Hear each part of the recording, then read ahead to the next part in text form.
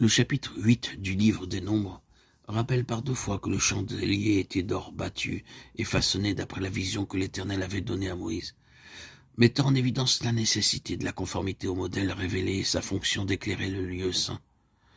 Le passage d'un état descriptif à celui d'instruction concernant les Lévites les désigne comme les représentants et témoins de la pensée céleste de Dieu, par lesquels il maintiendra son témoignage.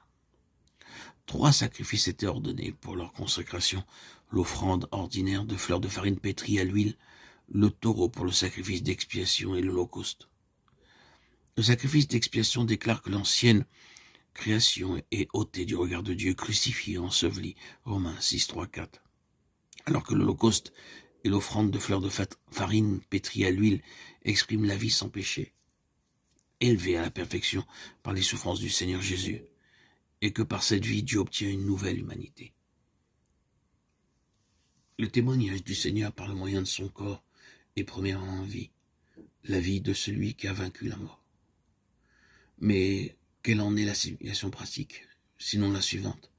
Tout ce qui procède de nos pensées, de nos idées, tout ce qui est conçu et à sa source dans notre âme signifie mort et appartient à l'ancienne création. C'est un démenti à la vie. C'est toujours ce que cherche l'ennemi, introduire l'ancienne création avec sa vie déchue dans les choses de Dieu. Ainsi, sur tout ce qui ne procède pas des cieux, Dieu fait tomber son verdict, et il ne s'y trouvera pas. Soulignons donc à nouveau, pour être bien compris, que tout ce qui procède de l'homme naturel, l'homme psychique, avec les intentions les meilleures, signifie mort. La croix, dans sa signification plénière, est donc un verdict, un jugement sans appel sur la vie naturelle issue d'Adam. Elle est une fin absolue de ce que nous sommes en nous-mêmes, non seulement en ce qu'il y a de mauvais, mais aussi de ce que l'homme considère comme étant bon. C'est final, sans appel. Dieu ne reviendra pas sur ce qu'il a déclaré. Il n'y a pas un seul juste, pas même un seul. Tous sont corrompus, tous sont pervertis. Romains 3, 10, 11. Ce fut à l'ascension que le Seigneur a conféré à son Église sa position en lui. Les 2 promesses faites aux disciples à la fin des 40 jours, le baptême de l'Esprit et le revêtement de la puissance d'en haut, devaient permettre à l'Église d'occuper expérimentalement sa position en Christ et d'accomplir depuis cette position sa vocation pour être l'instrument du dessein de Dieu, le canal par lequel l'autorité et la puissance de Dieu s'exerceraient dans les lieux célestes et sur la terre, selon la déclaration du Seigneur. Tout pouvoir m'a été donné dans le ciel et sur la terre. Matthieu 28, 18. Cette autorité et ce pouvoir furent manifestés à la Pentecôte, jusqu'au moment où l'Église quitta sa base céleste, introduisant et utilisant des moyens, des méthodes procédant de l'homme naturel.